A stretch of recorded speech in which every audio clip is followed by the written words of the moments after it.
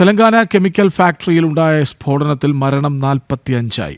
ഫാക്ടറിക്കുള്ളിൽ നിന്നും കൂടുതൽ മൃതദേഹം കണ്ടെത്തി.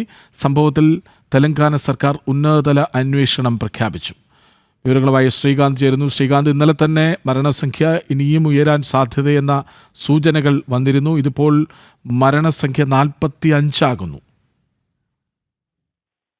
ഇന്നലെ തെലങ്കാനയിലുണ്ടായ ഈ കെമിക്കൽ ഫാക്ടറിയിലെ തീപിടുത്തത്തിൽ പൊട്ടിത്തെറിയിൽ മരണസംഖ്യ ഉയരും എന്ന് തന്നെ വാർത്തകൾ വന്നിരുന്നു. ഇന്നിതാ വാർത്തയിൽ വരുന്നത് 45 പേർ മരിച്ചു. അതിന്റെ 45 പേരുടെ മൃതദേഹങ്ങൾ കണ്ടെത്തി എന്നുള്ളതാണ്. ഈ കമ്പനിക്കുള്ളിൽ ഇപ്പോഴും ഇനി മൃതദേഹങ്ങൾ വീണ്ടെടുക്കാനുണ്ട് എന്നാണ് പ്രാദേശിക ഭരണകൂടം പറയുന്നതും.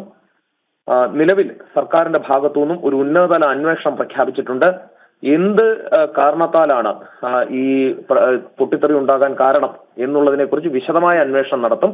മാത്രമല്ല, ഈ കമ്പനിക്ക് ഇതുമായി ബന്ധപ്പെട്ട ലൈസൻസുകളെല്ലാം ഉണ്ടായിരുന്നോ എന്നത് സംബന്ധിച്ചും അന്വേഷണം പുരോഗമിക്കുകയാണ്. ശരി. തെലങ്കാന കെമിക്കൽ ഫാക്ടറിയിലുണ്ടായ സ്ഫോടനത്തിൽ മരണം 45ആയി. അന്വേഷണം പ്രഖ്യാപിച്ചിരിക്കുകയാണ് തെലങ്കാന സർക്കാർ. വിവരങ്ങൾ നൽകുകയായിരുന്നു എസ് ശ്രീകാന്ത്.